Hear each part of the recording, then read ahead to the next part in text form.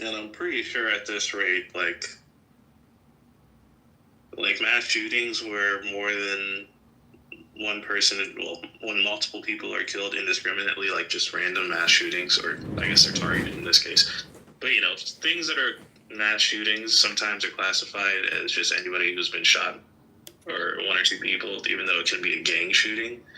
Mass shootings like this, I'm specifically talking about because the statistics might be skewed depending on how it's categorized. I'm pretty sure trans people are overrepresented. Yeah. Because what is the percent of people that are trans is like what, less than 1%, and we've heard like a handful of these come up in the last few years. I guess that they are.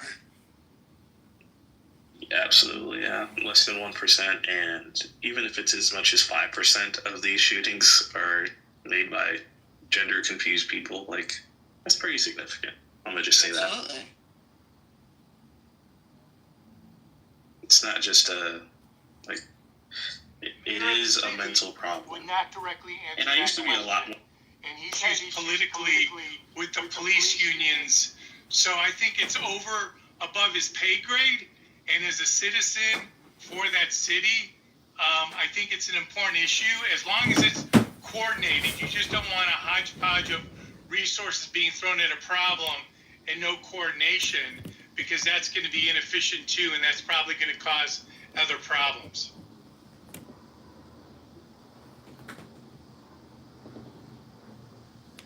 There's the microphone. I knew it was there somewhere.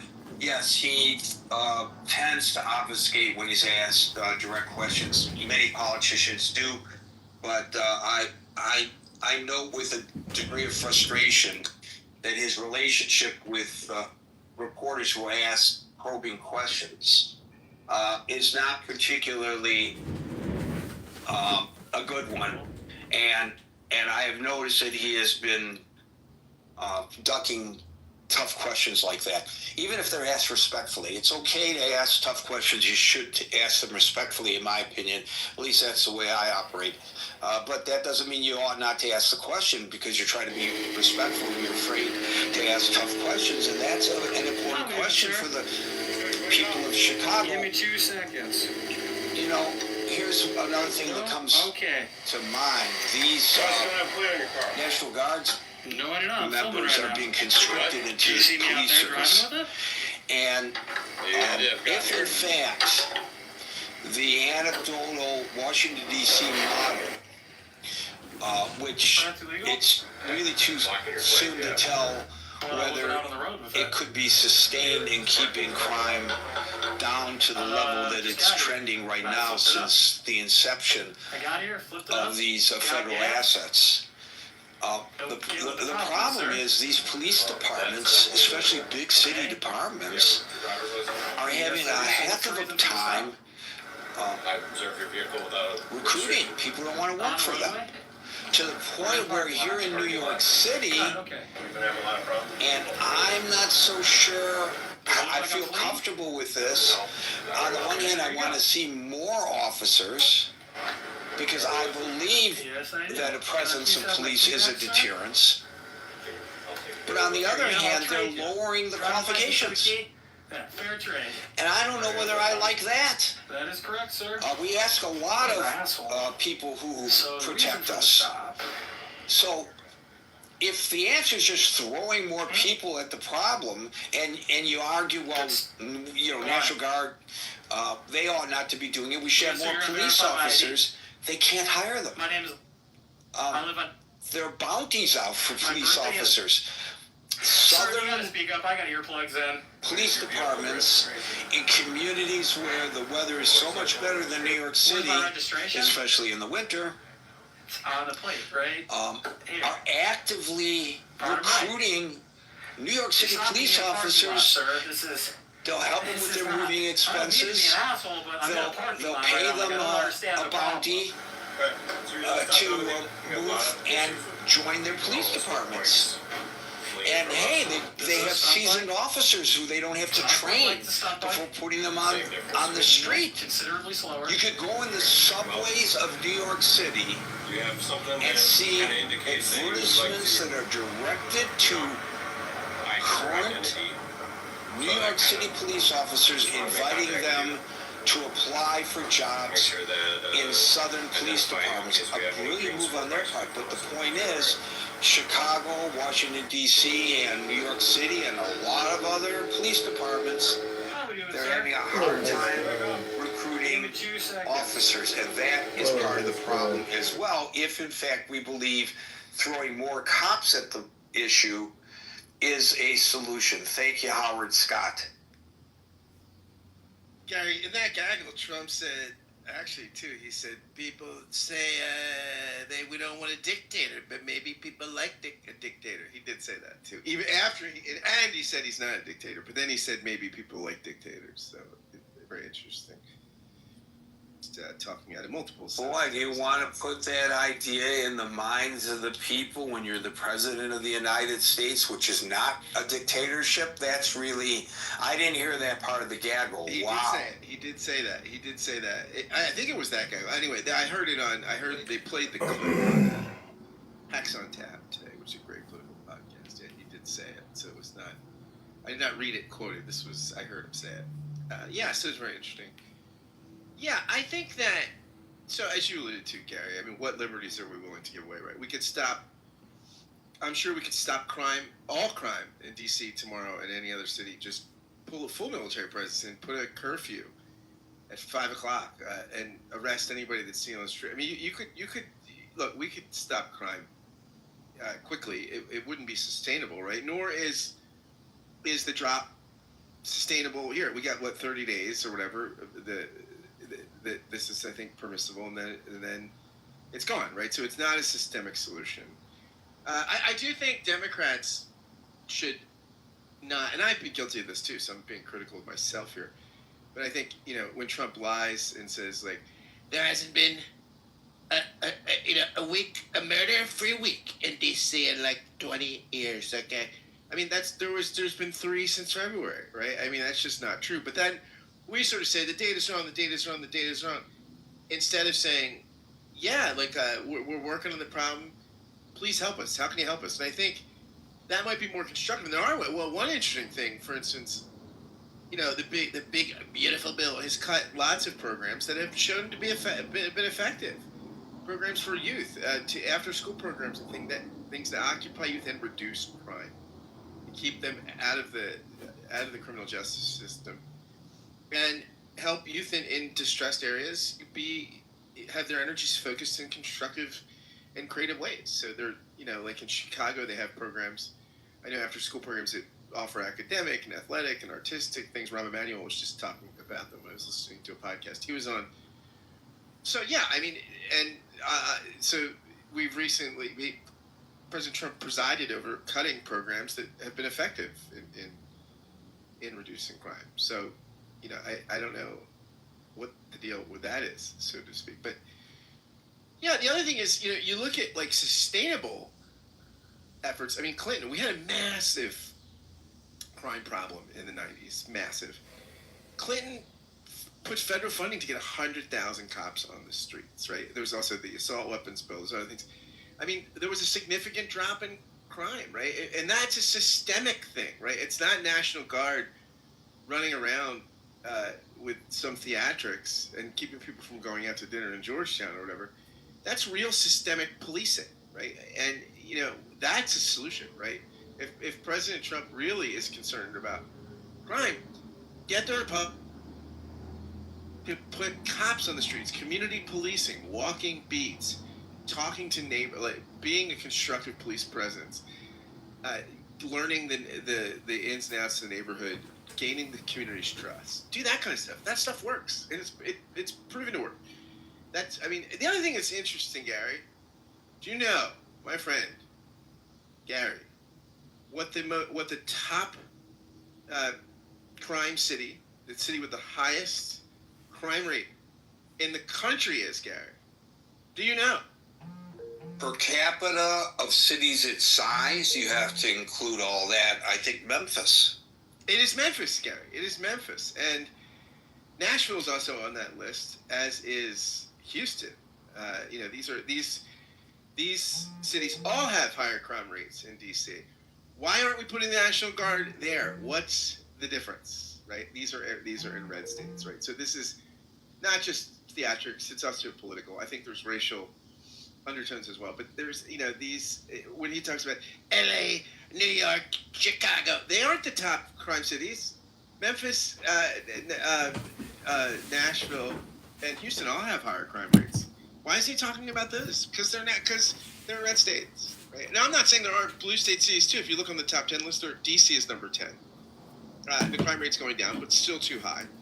But again, you could do things that are actually systemic to help that, not just do theatrics and have National Guard on the street for a couple weeks. So, I mean, I think crime is on the decline. In some cities, it is out of control, right? And some cities are doing a good job at keeping that trend going the right way, right, going down. But if you want to see that trend go down more drastically, it's not going to be military presence on the street. It's going to be good old-fashioned police work, community policing. It's going to be dealing with poverty. It's going to be educating people so they have options and they don't turn to crime. It's this kind of stuff that actually makes a systemic difference, right? This is theater. It's theater, and I think he likes, look, he likes, look at me, I'm moving. National Guard, they're coming in, it's beautiful, they come in like these with these guns, you ought to see these guys, they're big, like they have like the crew cuts, okay, look, some of these guys, they come like, wow, I say to Putin, look at these, it's this kind of stuff, right? So, I think crime, there are certain cities where it's a huge problem, a lot of them in red states, and why isn't there a crisis with those cities? No, I don't think the National Guard is a great idea. So, thank you, Gary, and good day. Well, there's something that you said in the very beginning that I don't want to get lost with all the other things that are being said. With all the profundity I utter, Gary, it's tough not to get lost. I lose myself sometimes with all I bring. I know. I know that you have trying to back me, or book me on the rational discussion for. I say I'm a headliner over at the big show. Okay, I don't do the weekend shows in Omaha. Well, I know that you lose yourself so much that you have your address pinned to your shirt, so somebody can direct you to your home if you forget how to get home. I know that, but at any rate, the thing that you said in the beginning that I think needs to be underscored is that this is a 30-day project. What happens when the National Guard leaves? It's not sustainable. So here's a couple analogies. When there is a huge snowstorm, obviously in a northern city, a crime-ridden northern city, crime takes a holiday. You might find there to be domestic violence issues because people are cooped up with their significant other, and after 5 minutes of being forced to be in each other's company, they might get on each other's nerves. But in terms of crimes against property and crimes against persons unknown to the perpetrator, they disappear. The same thing is with during COVID. During COVID, the crime rate went down because people were not out on the streets. It just adversely affected the opportunity to commit crimes. Well, the snow melts and the crimes return to those cities, and the COVID goes away, and the crime returns to all of America. So what happens when the National Guard leaves Washington, D.C.? That's really a good point. It's not sustainable. So if, in fact, throwing a lot of uniformed folks into an area that is perceived to be crime-ridden is an effective tool, we know for sure it is effective in making one feel safer. I can tell you that whenever there's a heinous crime on the subways, the NYPD and the mayor suddenly say, we're going to send more cops onto the subways, and they're down there for a week and then they disappear. But during the week that they are there, I feel more comfortable on the subways. And so we know that it helps in our perceptions of safety when you see a lot of cops around. Well, what's going to happen when the National Guard troops leave Washington, D.C.? That's really an excellent point. Thank you, Scott. Brian. Hi, Gary. Yeah, sustainable is a really good point. Is crime out of control? I would say yes. Has it gone down a little bit? Yes, and I'll come back to that. Do we need the National Guard? I don't think so. I mean, when you think of National Guard coming in, you think of like some kind of a real emergency. I don't think we had that kind of emergency. And then on the other hand, he's threatening cities like New York and Chicago, which are large cities, Democrat mayors, but they're by per capita not the most dangerous cities. The ones that are on the top of the list are St. Louis and Memphis. You know, they're not threatening those cities. So, are you using the National Guard just to poke Democrats in the eye, or are you really meaning to do something meaningful? The reason I say the crime has gone down, I think crime escalated when people were all about this defund the police and all that stuff. I mean, you've heard news stories about mob-like smash and grabs or mob-like shopliftings. You know, they'd raid the stores and grab stuff and run off. And, you know, I haven't seen that happen in the news in quite a while. But in our city, the state has recently taken control of our police department. That was arguably whether it was warranted or not. I don't. What city is that, Brian? St. Louis, and it's already got control. It's had control of Kansas City, and you still don't see much difference over there either. So I don't know if that was a political thing or if it really did much good. And I'm presuming that since you're in St. Louis, when you refer to Kansas City, you're referring to Kansas City, Missouri. Right. Okay, because you have to make that distinction. Yeah, thanks for pointing that out. Where was I? But yeah, I mean, crime. I don't really know what DC's like, because I don't live there or get their news much. But in St. Louis, like when the National Guard first hit the streets, and especially when they didn't have weapons, I was kind of afraid. I'm really surprised no incidents have happened. If they were rolling into St. Louis, I think that would be a different story. These people out here, they don't play. I mean, we've had people on the highway getting shot by straight bullets with rolling gun battles. I mean, there's places I wouldn't go on a bet.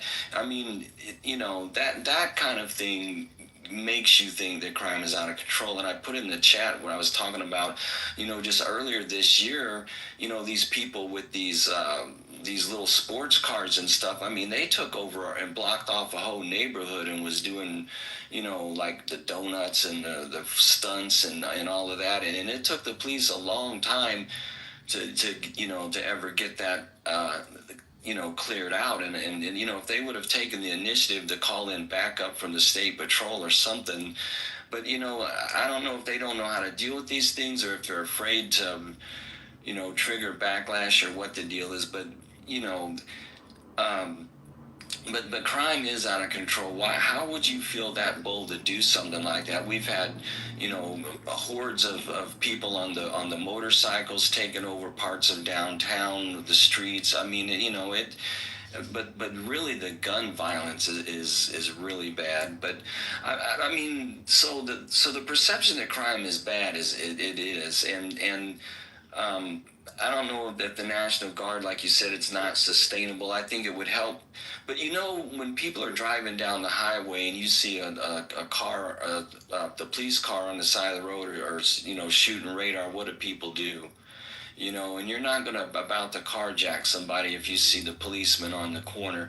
You know, it's been proven that uniforms on the streets do help, and I think if they took that money and helped these cities get more policemen, and to be honest with you, our cities, like you were talking about New York, they got very small recruits, very small classes. I mean, nobody, especially when and I you know, I know that there's been some really bad stories about police brutality and things like that, but you can't throw out everybody over one, you know, over a bad cop. You can't throw out the majority.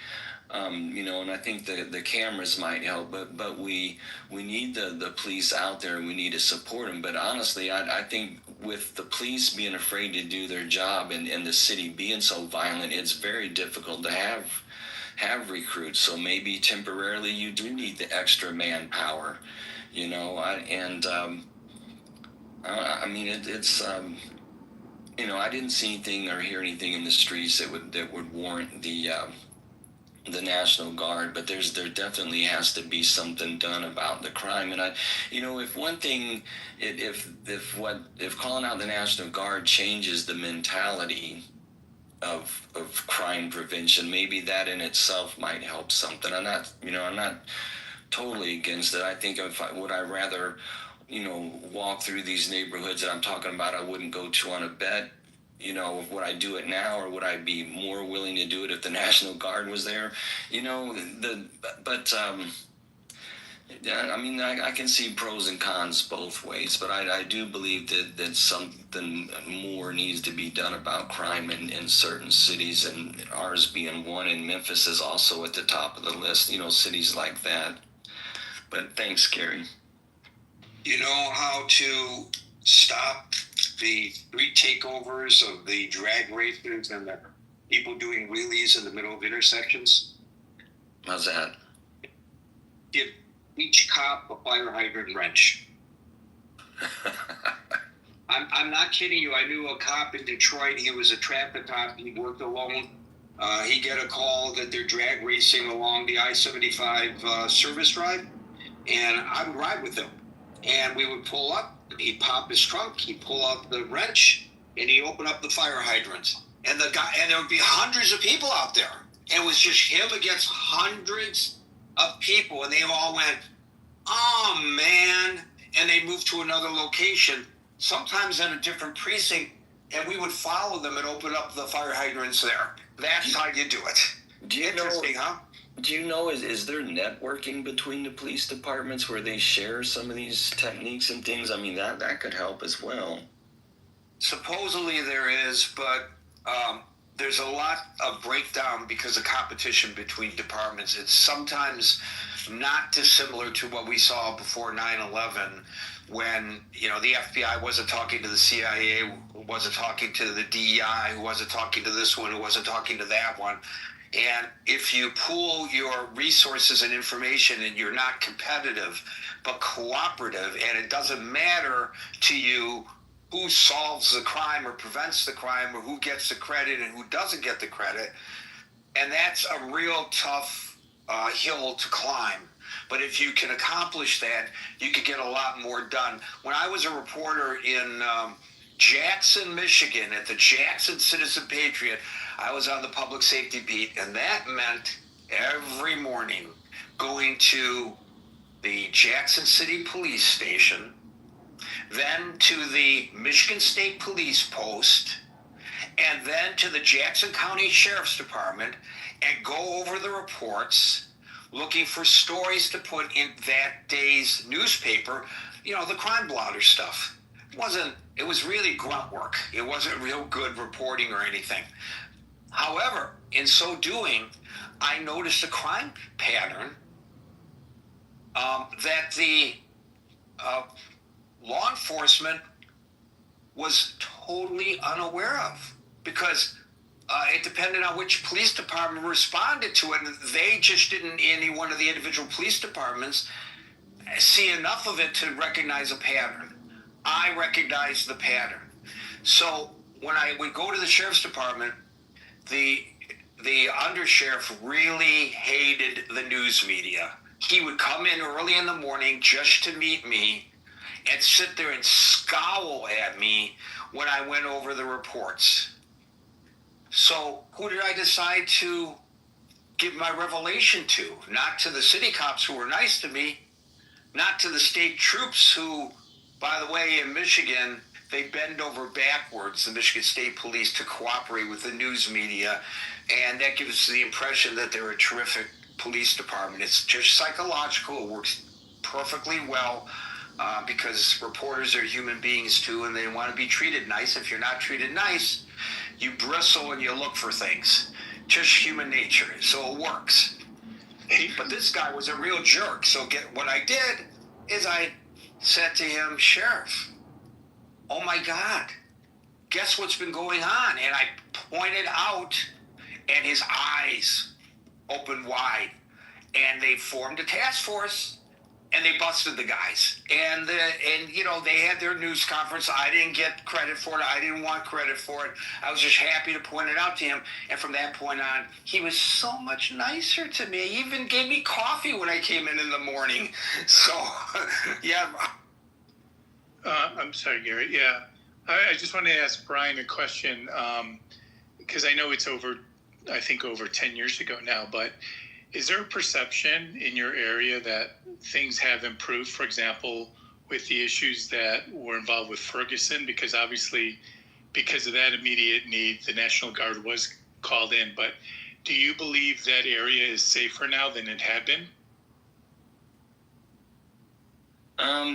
I'm not really in that area, but I don't hear too many stories about crime in that area. So I would say, based on the little bit I know, that it's probably safer now. That's not really one of the places that makes the news a lot. So it's interesting, Howard, you should mention Ferguson. And I just want to say anecdotally again, during those disturbances in Ferguson, people were saying, look at it, they're burning down their own neighborhood. They're tearing up their own neighborhood. And I'm looking at the remote video coming into the newsroom, and I'm looking at the people tearing up the streets, and I said, I know this guy.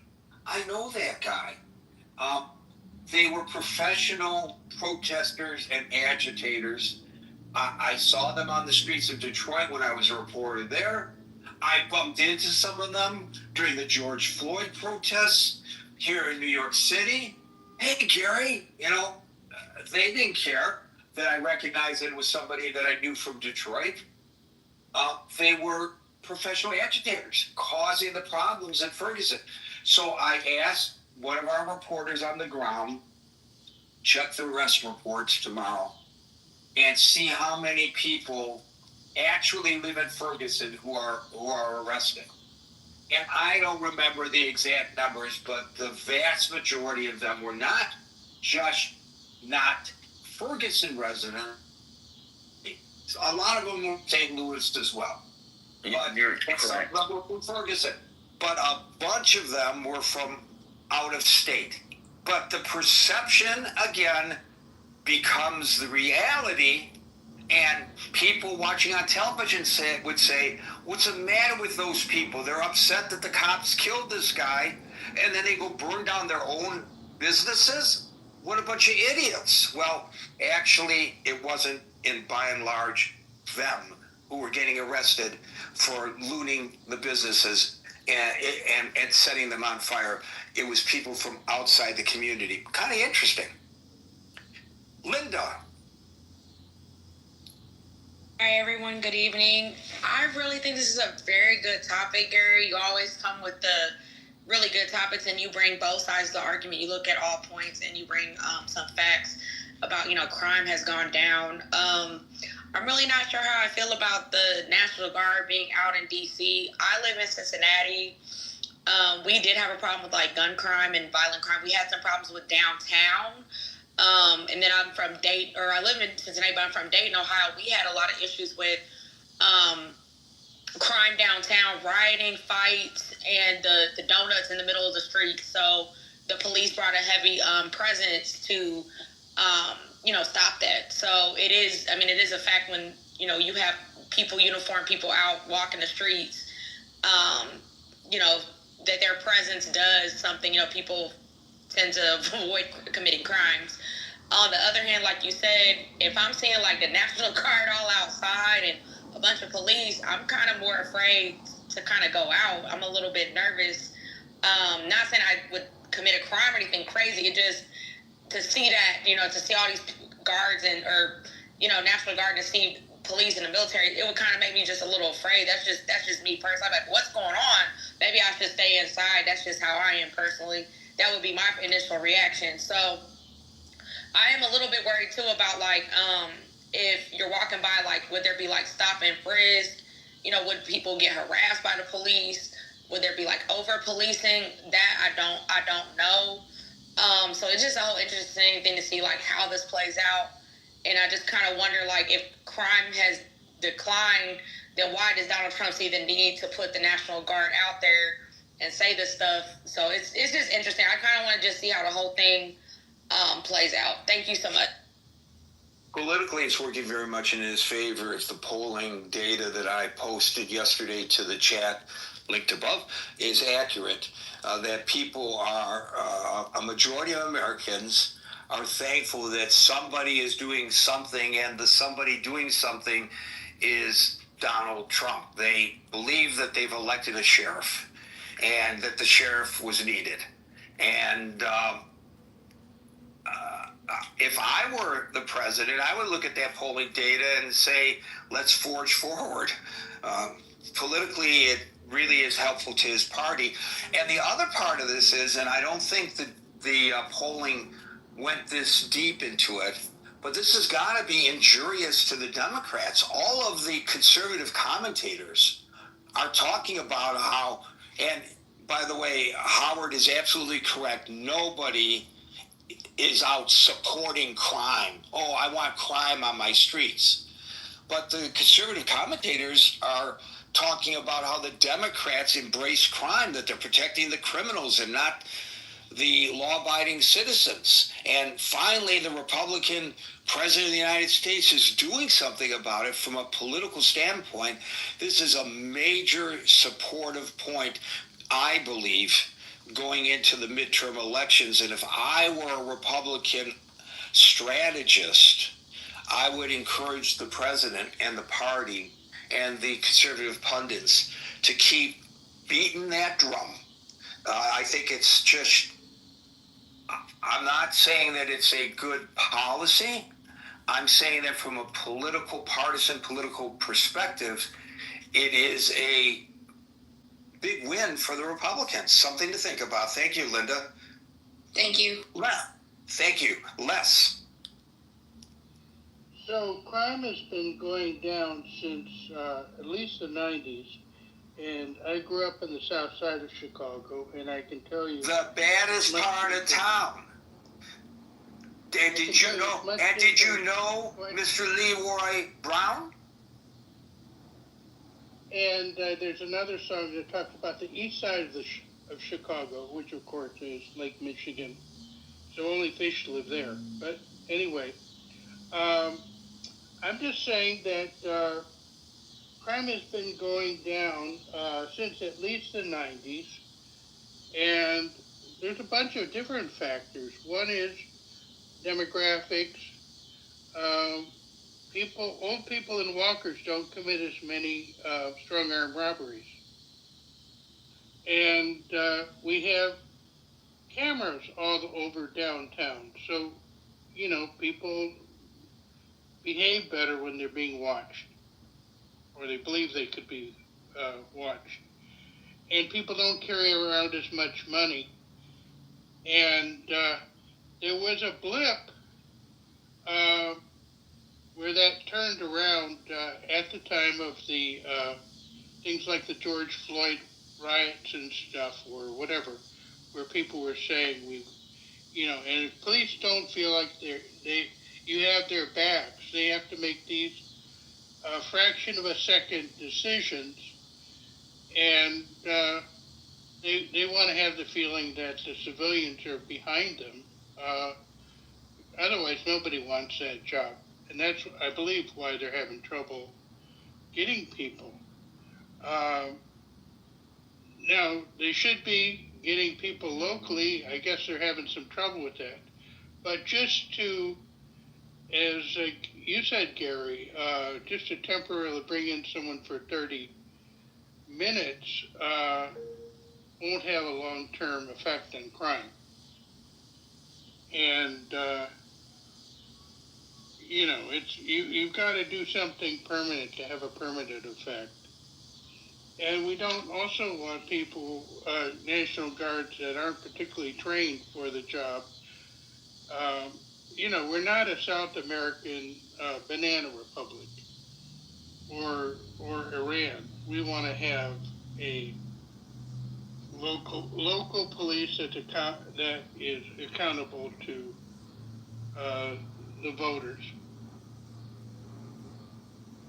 Clearly, if the data are correct in the long term, that the influx of the National Guard has a positive effect in reducing crime, and the National Guard is there for a finite period of time, what happens, as you point out and as was said before, when the Guard leaves?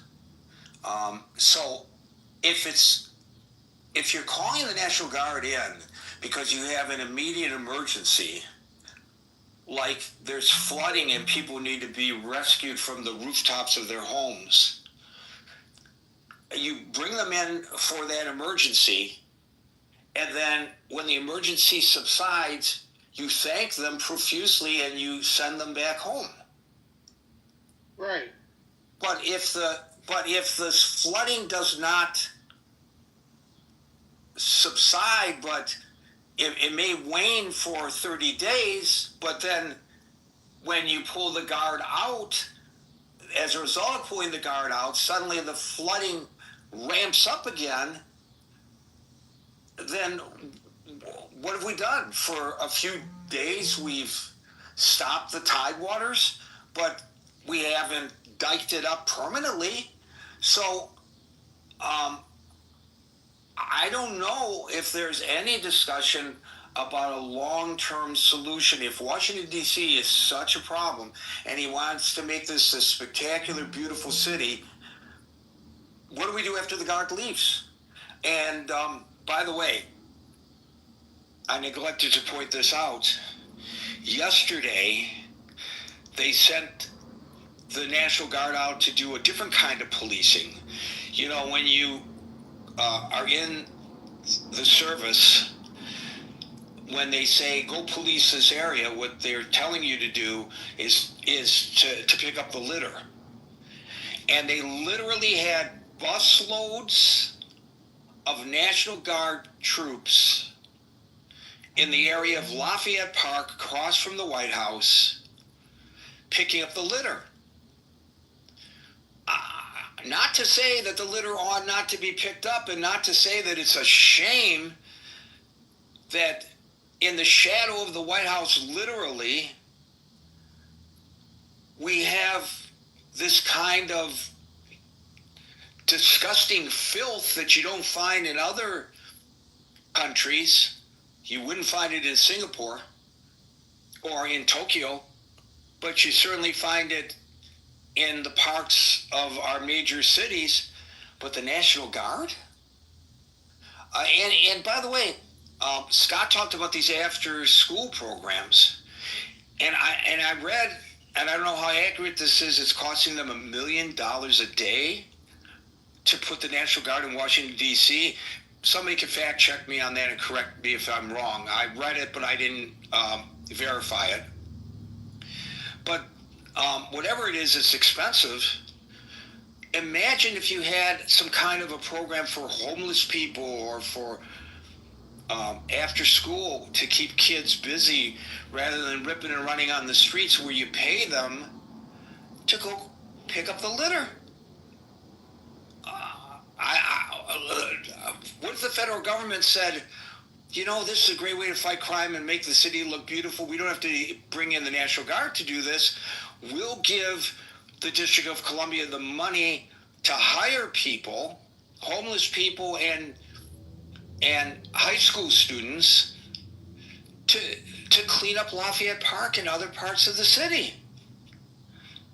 Well, that's thinking a little bit outside the box, and it doesn't give the same impression of having uniformed troops on the street there to protect us. Thank you, Les. Well, could I Yes. add one more thing? Of course. Sure. Thank you.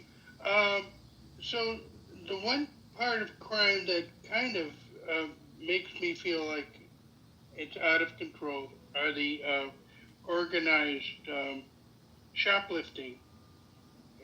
But the solution to that is probably, just treating it as a, I think it would be worthwhile trying to help solve that problem. And every time I have to go get if I want to get a razor blade or something, that might be pickpocketed, it's locked up and it just, it's no reason I should be treated like a thief, potential thief, or inconvenient. And I don't know where you live, but here in New York City, they put guards at the drugstores, and they're there, but they're not supposed to stop people from shoplifting. They're not supposed to engage with them, and if they do, they can get fired.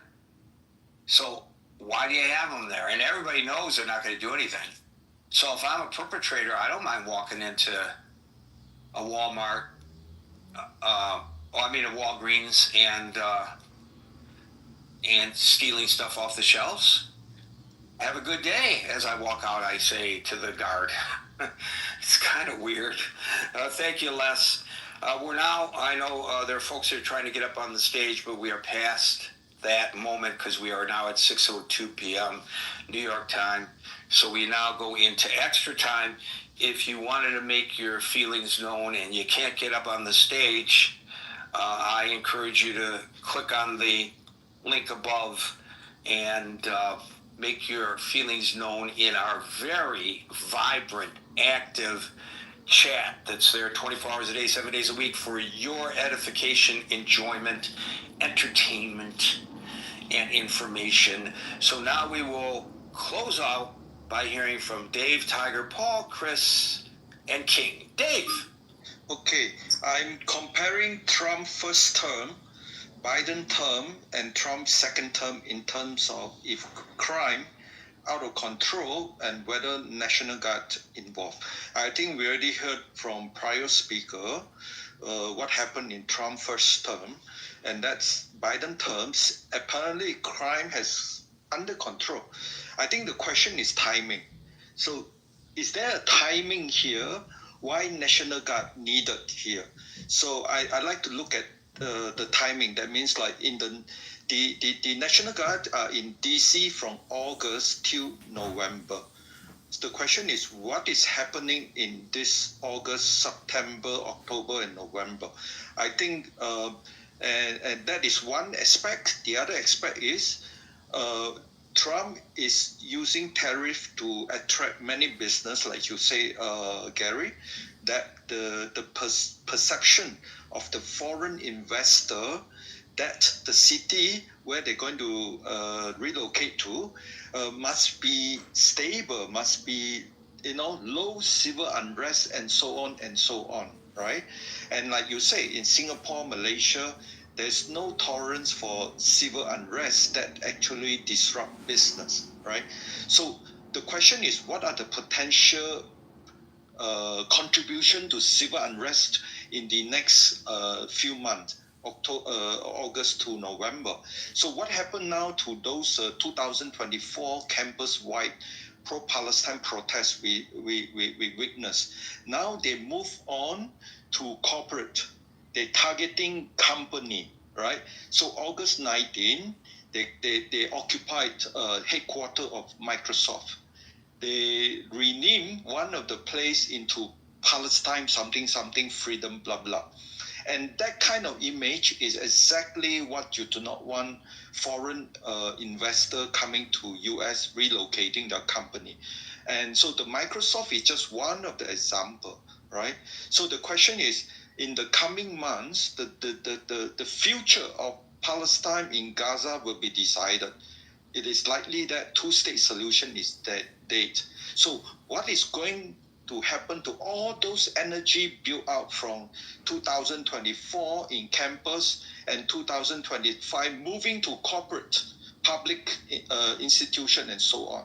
So and Trump just wrote in the X that he's going to go after potentially the root cause of this pro-Palestine motivated civil unrest, and that is he's going to go after George Soros, right? So in anticipation to going after this and potentially backfire from all this progressive group to cause civil unrest in anticipation that two-state solution is dead. So having National Guard is a good deterrent. So the question I'm trying to say is the timing during this time is good deterrence, at least for the next 3 months. That when any group thinking of causing civil unrest to disrupt the foreign investment coming to US and create jobs, they need to think twice, because there's an additional factor. Not only the local police, maybe some of them they already know so well, but this unknown factor coming from National Guard. That's it, Gary. George Soros just celebrated a week ago his 95th birthday. What are they going to do for a boogeyman when George Soros is no longer on the scene? His son, Trump wrote him as his son. Oh, suddenly we will know the name of George Soros's son. I see.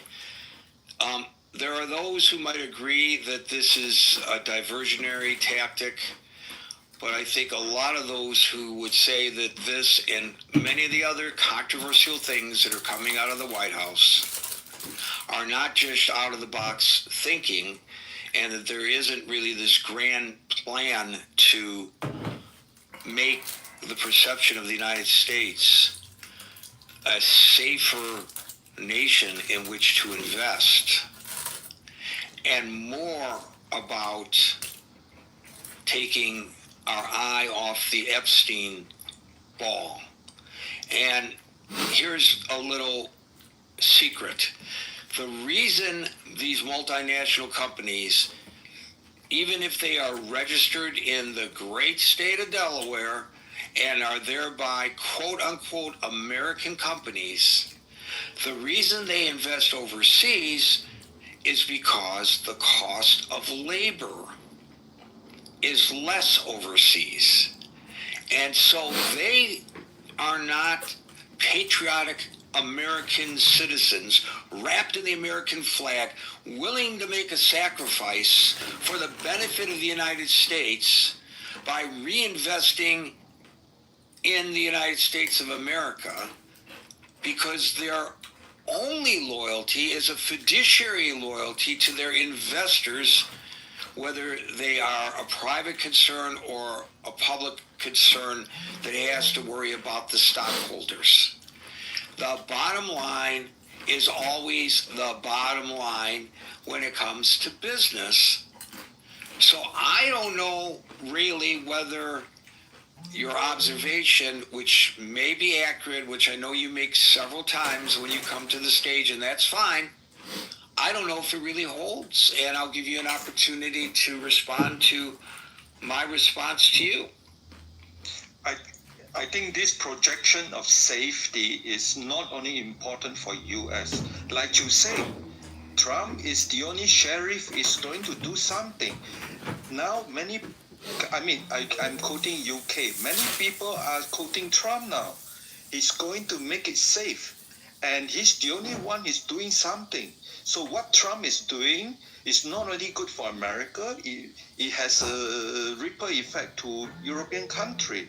So what I'm trying to say is beyond investment and also protection of Jews, because in the coming months, when the two-state solution is over, and we will see example like Robin Weston, right, in Memphis, his weapon is all about killing Jews, killing Jews, killing Jews. So just having National Guard perhaps give an additional deterrent, thinking twice before doing some stupid thing like that. Well, as I said at the onset, perceptions are the reality.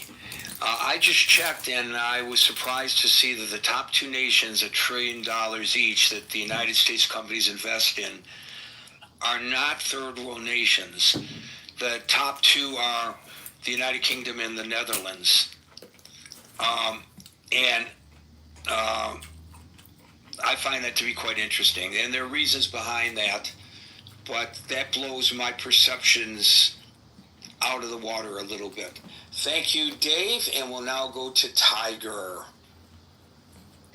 Yeah, well, first of all, I don't think the National Guard is the best way to fight crime, but, I think we can all agree on that. But it is one way of fighting crime. Donald is trying something. Let's just monitor if it works. We can have the same discussion in a couple of months to see if that was, in any way beneficial. But I guess what I really want to say is, why would Americans only talk about this when Donald Trump is doing this? And why would many Americans would only talk about crime as a way to bash Trump? I find that baffling. I think the crime rate has always been a problem. It might be actually getting better, but it's still a problem. And Americans shouldn't accept that their cities are not as safe as it could be. So I actually hope the media of this country talk about the crime rate more often, and not just because Donald Trump is doing the National Guard thing. I mean, just today, 19 kids are being shot at a Catholic school. And why not just talk about it every day and not try to frame this as a Trump issue? Well, I think there's a real big misconception, and the criticism, I don't think you're really criticizing this room in particular. You said Americans. But there's a perception that when I pick among several people who have articulated this to me, that when I pick these topics, I'm picking the topics for the express purpose of bashing the President of the United States. Because they come in here and they hear so many people being critical of the president. But as you know, Tiger, because if I did screen, you might not make it onto the stage to begin with, right? I don't screen the callers. I have no idea who's going to come into the room at any given day, who in the room is going to raise their hand and come up onto the stage. I do not deny anybody, including known trollers, from coming up onto the stage. I allow them to come up onto the stage. People send me back channel messages. Why did you let her on the stage? She's a comedian and she's just trying to do her stand-up. Or why did you let Kitover on the stage again? Because so many people, they don't like how he operates. The gentleman who's running for Congress in Illinois, they don't like how he operates in Clubhouse. I don't keep anybody off the stage. And I try to frame this, the discussions based on what is happening. The driving force for these discussions is not Gary. The driving force for the discussions is Trump. He's the president. He is enacting certain policies, making certain pronouncements, issuing executive orders, meeting with certain world leaders, and making commentary before, sometimes during, and after his meetings with the foreign leaders. All of this is newsworthy. He's the president of the United States. Hey, Gary, let me finish. Yeah, I let you go without interrupting you. Well, not all. So, today, did I interrupt you? No. I'm just Okay, saying. so don't be rude. So,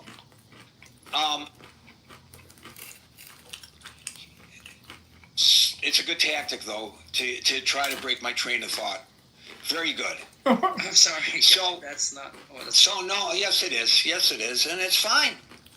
So, if you notice, if you were here in the beginning, as a previous caller so graciously pointed out, and I'm so happy she recognizes this, one of the reasons my opening remarks are as long as they are is because I'm trying, in setting the discussion, to balance it out as much as possible. We're trying to be critical thinkers here. So I pointed out some of the potential pitfalls of today's topic and some of the potential positive aspects of today's topic. And then people come up to this stage.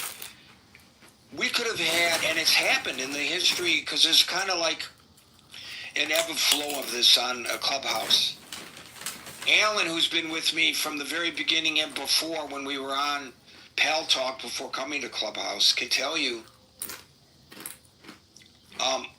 when we first opened this room, it was all MAGA people coming in the room, and the liberals couldn't hardly. They felt uncomfortable. Everybody was supporting Trump. Everybody was supporting Trump. Everybody was supporting Trump. I don't control who's going to come up onto the stage at all. And this is a matter, and all the matters we discuss here are matters of grave concern in our society. If people believe that the initiatives that the president takes are in the aggregate injurious to the nation, they're going to come up on the stage and they're going to critique him. Now, I've been at this on social media for, oh my God, if you stop and think about it, 25 years I've been doing this. 25 years. Is that right? Have I been doing this 25 years, Alan? Has it been that long? Not obviously on Clubhouse. Clubhouse hadn't been even conceived.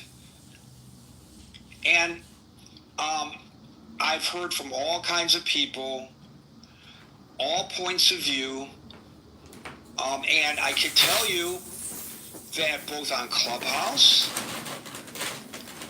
and on previously on Pal Talk, when Biden was the president, people came up on the stage to criticize Biden because there were things that Biden did that they didn't like.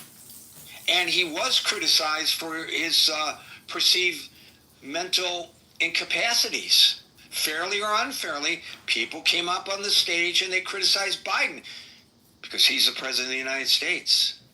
And the same thing when Obama was president.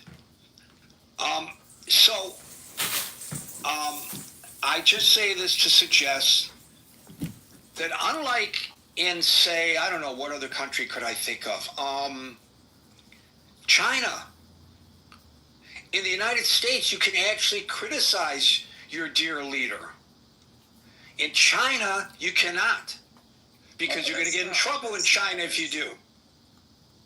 That's not always true. That's why certain social media is brought down if people criticize. That's why people in China are tracked using their smartphones, and if they associate with people who are known to be dissenters, then they lose their right to transportation. We don't do that in the United States. In the United States, do, but second of all, that doesn't happen. No, we don't. And yet, secondly, it does. It's documented. You can deny it all you want. It happens in China. In our country, it is actually patriotic to criticize your government. That's why we have a First Amendment. It's patriotic. Points entirely. Well, you know what? Then I purposely hijacked your point to misrepresent it. Exactly. I know you're going to say that. No, but don't come on here. Don't come on here and Don't come on here and criticize people because they are exercising. Not me. Don't be an alligator. Open your ears. Don't come on here and criticize people for expressing their criticism of the President of the United States. Perhaps your frame of reference with regard to that is different than those who grew up in the United States of America. Yeah, let me respond a little bit if you could. So I guess a few days ago, Anson opened a room, and the title of room is "Who's Responsible for the Chaos in America?" And the 4 options are the Democrats, the Republicans, the people, and the media. I guess if I'm criticizing anybody, it's the media. And you're right. Wait a minute. Are you saying that there was another room that did this, or are you saying that that's what we did in this room? No, it was Anson's room. Oh, I don't care about other rooms. We're way off topic. No, the point is I don't care anything about other rooms. And I don't care about your criticism of the media. The media is not a monolithic group. For God's sakes, and you know that. The media. There's no such thing as, it's like the internet says that the internet is so happy about Tay-Tay and Kelsey getting engaged. No, the internet is not a person. The media is not a person. The media are varying groups of news organizations. So if you say the media, that's all inclusive. So all I have to do is find one example contrary to whatever argument you were about to make. But once again, Tiger, I allowed you on the stage knowing that 9 times out of 10, you're going to try to change the subject to one that you want to propagandize.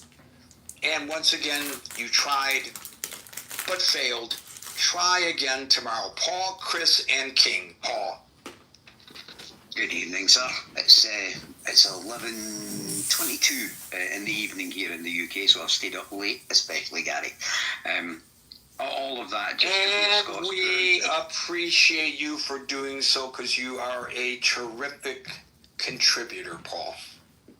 Thank you very much. And all of that just to hear Scott's poor impression of the president as well. Maybe that should be against the law. Anyway. A couple of points I wanted to address. I'll keep it brief because it is getting late for both you and me. One, statistics in terms of crime statistics. I think statistics are manipulated around the world about crime statistics because realistically, what we should all be heading for, in my humble opinion, Gary, is we should be looking at the country that can achieve the lowest crime rate, and that should be the statistic against which we all compare. Because ultimately, as you said earlier on, and someone else said in the room, I don't know anybody that actually supports crime. Maybe there are people in this room that support crime, but or maybe crime supports them. But I think most people don't support crime, so therefore we should look at the best statistic in the world and we should say, how do we get to that or beyond that for our individual countries? So I think all the statistics. Iceland, according to the Global Peace Index, the most peaceful. Good, I love my family. Of course I'm just saying that, it's very logistically difficult. Yeah. Unless, if I could get a free loan at any bank in the world, I would probably take my women kids too. Well, he can afford it and you can't. That's the reason why you travel alone. What's the magic word, Norm? I've seen it. It's on YouTube. I can look it up. But What is it? if you just tell me. There's a magic word. It's like I need a halal loan or something like that. There's a word for it. It's like an interest-free loan. I'm not sure what. That's a Muslim thing. No, they don't even do interest. Period. They don't do loans. No, they don't do interest. They you know, HSBC was the first bank that came up with a Muslim branch. Wait, Diego, you know damn well that the Guidos will do a fucking interest-free loan. It's a favor, though. You'll get money, but you don't have a favor down the road, right? It's called a Gemachin loan. What is that? A Jewish thing? Yeah. I don't know. I don't know how to pronounce it. Gema. It's a Jewish thing, as according to a Nazi sympathizer. But No, what I is actually that? heard an Asian guy talk about it. Is he a Nazi sympathizer or a Nazi? Yes. That's his call. I don't think There's there are only any one more Nazi real in this. Nazis. Yeah, I don't think there are real Nazis anymore. He's a sympathizer. Adjacent, yeah. Who's a bigger Nazi, me or Diego or Mr. T? I don't Listen, think you're a if Nazi. any of you would ever call yourself a Nazi, I mean, like Hitler would be very, very disappointed in you. You both are faggots, and you don't represent the Nazis well enough. So I think you guys would be an embarrassment to the Nazis. Well, I'm not German. Why would I join the fucking Nazis? For now. There you It go. doesn't matter, but yeah. All right. Well, the history of the American guys would be government an is very embarrassment Polish to the Nazis and American Nazis. You'll be You guys back. would be an embarrassment. Yeah, George to the Rockwell. Nazis. He wasn't German. I mean, But you they cannot killed be him. a Nazi. You cannot be a Nazi from your basement, right? And pretend to be a. Hey, tough Nick guy. Fuentes gave that a challenge. Yeah, exactly. And look what an embarrassment he is. He's on for the any cover of Muslim. Grudge today. On the what? On the cover of what? He's like on the cover of the New York Times. He's like on the news right now. Wow, the New York He's still Times. relevant. For what?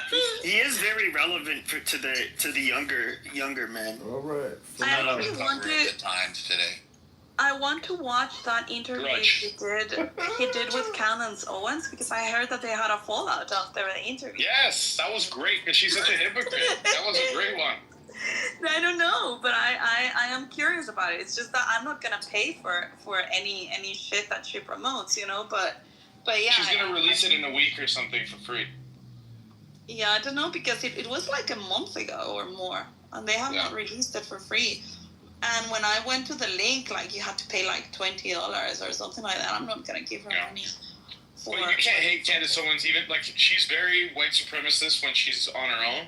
No, listen, You know, I very like anti-Jewish. I like But then- Candace Owens when it comes to like a black narrative. I think that she's very spot on in her arguments, and she's a very intelligent woman.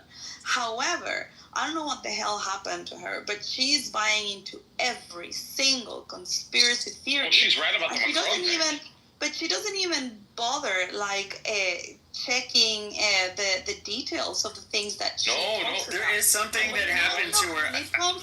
Hold on, when it comes to the war in Gaza, like she's got like 90% of it wrong, completely wrong. She's super brainwashed, and it's just annoying to see her speak about the war. I don't like it.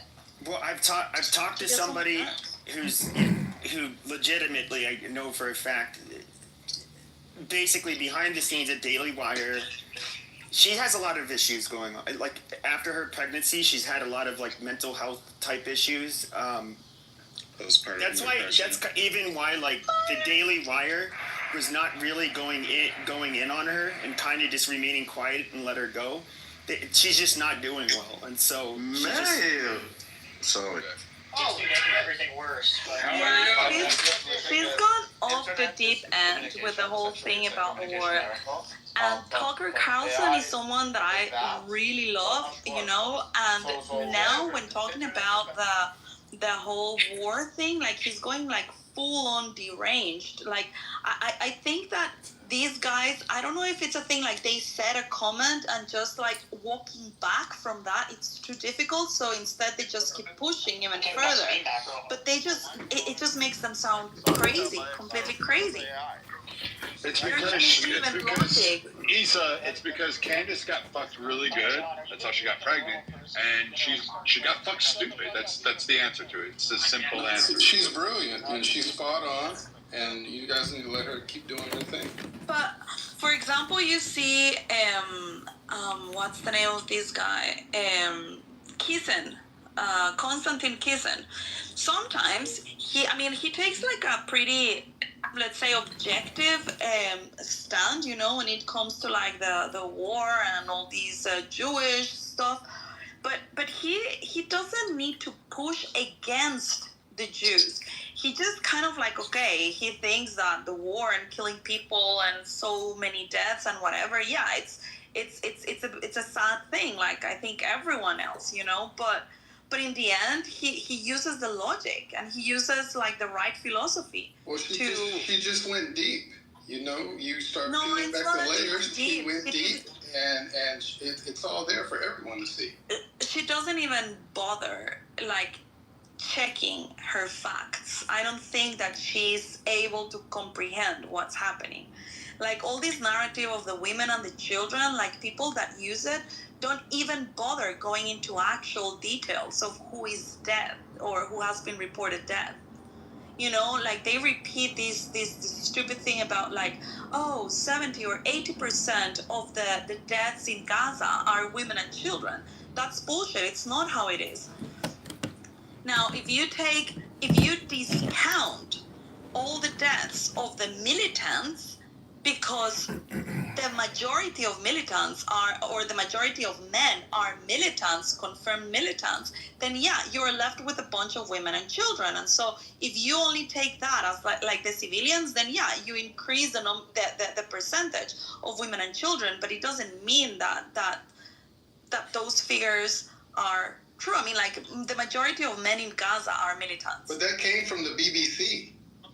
Yeah, of course, but do you understand what I'm saying? No, I don't understand what you're saying. This is the BBC. If you have 15,000 deaths and 80% of the men in Gaza are militants, and then based on that, like, I don't know, like probably 30,000 of militant, or 30,000 account for militants, then you're left with only 20,000. Those 20,000 will not have any men, because men are not civilians. Men are militants. So of course, if you take away the men from the civilians, you're left with only children and women. Not all of those men were militants. Come on, stop it. Well, the vast majority of men in Gaza are militants. Where's your sources? UN. Okay, drop that. Oh God, Jesus Christ! You're gonna make me go look for it. Just go look for that. She doesn't have any. The United Nations people that get killed in Gaza on a regular basis, yeah, they have the numbers. One day you guys love the UN, and the next day, they have the absolute loves the UN. One day the UN, and then the next day it's the absolute truth. Stop it. So even the UN. This is amazing. Even the UN, to the figures that are published by the UN. Issa, can I address this? But Mayor just came back to the app. Great word. Oh, he was off? He was off? He got kicked out. I don't know. Yeah, Mayor, follow me back. Oh, no, I wasn't kicked off.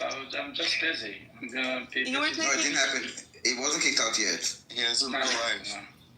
Oh. Wait, where are you? I don't know. I've been off. I've been 28 days off, Meyer, so I don't know if you were around. What you're doing, Sam? Okay, there you go. It was almost like nothing changed at all while you were gone. Yeah, you guys talking about the news. It's horrible. No, I haven't been in rooms like this for a long time, because you deal with retards that say things like, but it was in the BBC, so they can lie. The BBC lied too. And then when you tell them even the About UN, 9/11, you hate the UN. So when you're dealing with that level of low... You want me to believe some random quack on Clubhouse? Come on. I am explaining you She painfully explained to you why the numbers are manipulated, and your response was, well, the BBC also manipulated. No, I said post your that's a level of... And she says, you're going to make me go post my source? No, she said UN. And you're not going to accept my blabber?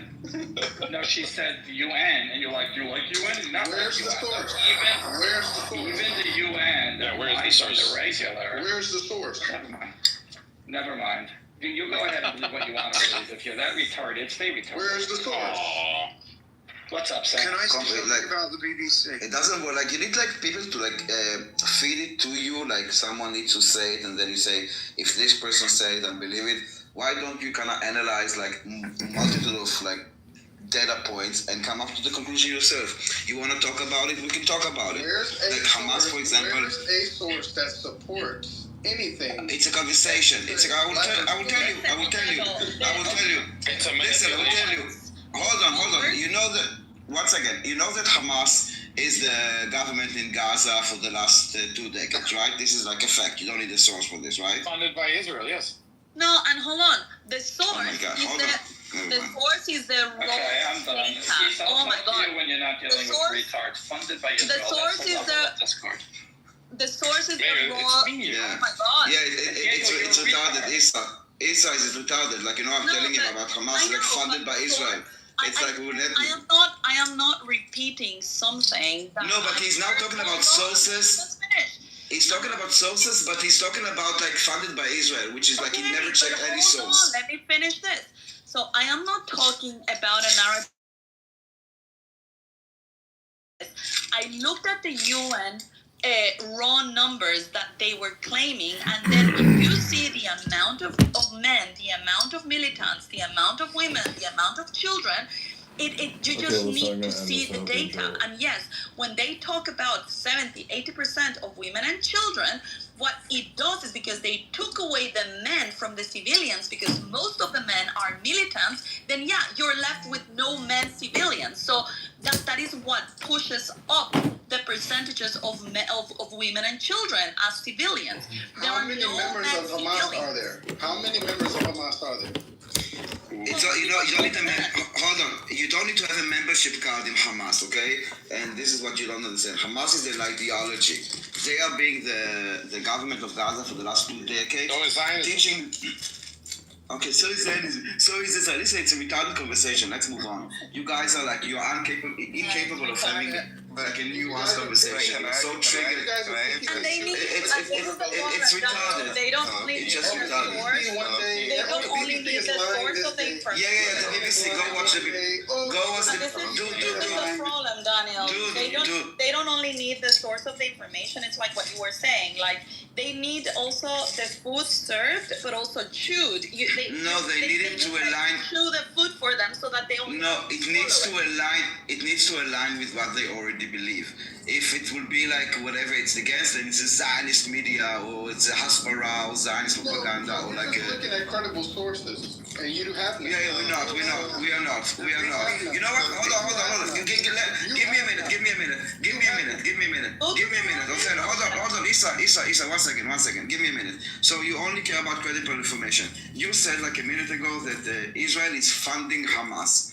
Can you give me I want to see a reliable source that you consider reliable? You're just blabbering now. Who said that? I want a credible source that says that Israel is funding Hamas. Wait, no, you're deflecting now. No one's Funded. It was a past tense. No, it was Diego who said it. Othello, you just started. And I posted the link right there. Where's the link from? Wikipedia. From where? Make it very easy for you. I see only Wikipedia. Yeah. And that's a credible source. Okay, so now I know what is a credible source for you. Wikipedia, it says no. So you the Intercept, Politico. Give me the source. Give me the source that says that Israel. New York Times. Dude, why are you dancing around? Give me a source that says that Israel is funding Hamas. Funded. No? Past tense. Funded. Funded Hamas. Give me something that shows that. What year, Diego? Read the fucking article. No, read it out loud because I read it. What do you think the source of the funds are, Diego? Obviously, they're American because that's all that Israel can. No, they're Qatari. No, that's not true. They're Qatari. It's not our money. We didn't fund it, you idiot. And they did not fund. Reliable sources. Actually, and you can go to the recent interview of Netanyahu because he addresses that as well with Konstantin Kisin. And yeah, it's true. What he says is like we allowed the funds coming from Qatar to go into Gaza. It was meant to do, I don't know, like infrastructure and whatever. If they had humanitarian humanitarian. If they had denied the right for Qatar to transfer funds, they would have said that, yeah, they are blocking Gaza and and that's anti starving Gaza. They would whatever. There's another reason, and that is the PA, Palestinian Authority, is at war with Hamas. Hamas murdered tons of them. They don't get along. And the PA controls the banking system in so-called Palestine, or whatever you want to call it, Gaza and Judea and Samaria. So there's no way to get the Gazans any money except to go through Israel. And Israel allowed it to happen because they thought that this would be something that would create an alliance between Israel and Hamas. In other words, that we're going to allow you to do what you're doing and you're going to allow us to do what we're doing. But there was no collaboration when it came to building the tunnels or to creating terror or to attacking Israel. That's sort of ridiculous. So yes, Israel was dealing with them because they had no other way to receive money, and Arab nations wanted to fund them, and Israel also wanted to keep things cool with Qatar. It's not like Israel funded Hamas. You get it? Exactly. So it's not Israeli money. They just facilitated the transaction. Middleman did, if you will. Well, how else were you going to get them the money? How else are you going to get them the money? Yeah. What's the answer? Only through. So I mean, if they the Israeli banks, if they hadn't allowed that, Diego, you would be like, oh, Israel is abusing the Gazans because they are. Israel is abusing the Gazans. Can we actually read? Can we read what he put in the chat for him? So in the late 2010s and the early 2020s, Israeli officials encouraged Qatar to give aid to Hamas and approved the transfer of money from Qatar to the organization. Israeli Prime Minister Benjamin Netanyahu had said that the aid transfers were allowed for humanitarian reasons. Israeli intelligence officials believe that the Qatari money contributed to the success of October 7th. So you basically put something in the chat and tried to make everybody believe that it said something else. Yeah, it's like you skipped everything that happened in the 70s and the 80s, huh? Hamas wasn't alive in the 70s and 80s, you banana. As a matter of fact, it was. No, it wasn't. It was. Oh, okay. What point do you want to make about the 70s? No, Hamas didn't exist as such in the 70s. It was formed in the middle to late 80s. I think it was 88 it's their official I think 88. founding. Yeah, and they got into government in the early 90s, right? No, 2006. Five, six. Or well, 2005 we went out and. Yeah, after It was right before Israel left. No, it was after Israel left. No, after. They took over after we left. There was an election. They left in 2005 and then Hamas got formed and took over in 2006. No, they were formed in 88. No, I know. They took over. They were elected. They were elected, yeah. They were like, violently elected. Violently, exactly. Today I saw like a post from a guy in Gaza called Umar that he's upset that there's a new coffee shop opened called Nutella, and it's and his problem was with the name, that it's a Zionist, like he's showing like it's a brand new like a coffee house with the Nutella kind of logo, and he's upset, not that that there's like a new coffee shop opening, like having the opening launch today. It looks very good, but the name that it's on the BDS and yada yada yada. And why is it on the BDS? Because Nutella has presence in Israel, meaning that they sell products in Israel. I heard about this cafe. People were complaining that the portions were too large. No, it's a serious thing.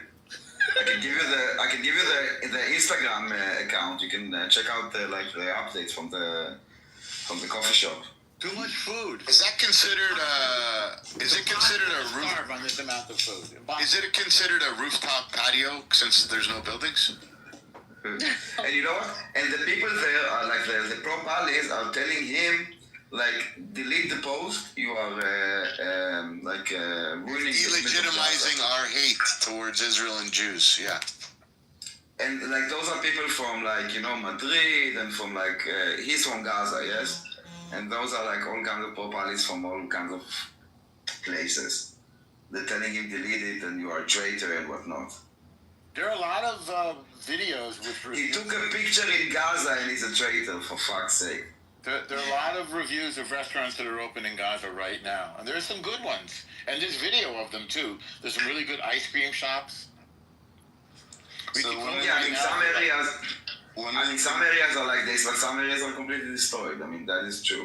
So the thing about the soldiers is, and that Issa was discussing that people have not elaborated about, is that there are many videos on YouTube that were put out by Hamas themselves, also put out by the Associated Press and CNN and whatever, showing the summer camps that were mandatory, where Hamas took children and trained them to be soldiers. So all of the children that are being trained to be soldiers in those videos are more than likely waging this war right now. And this is something that was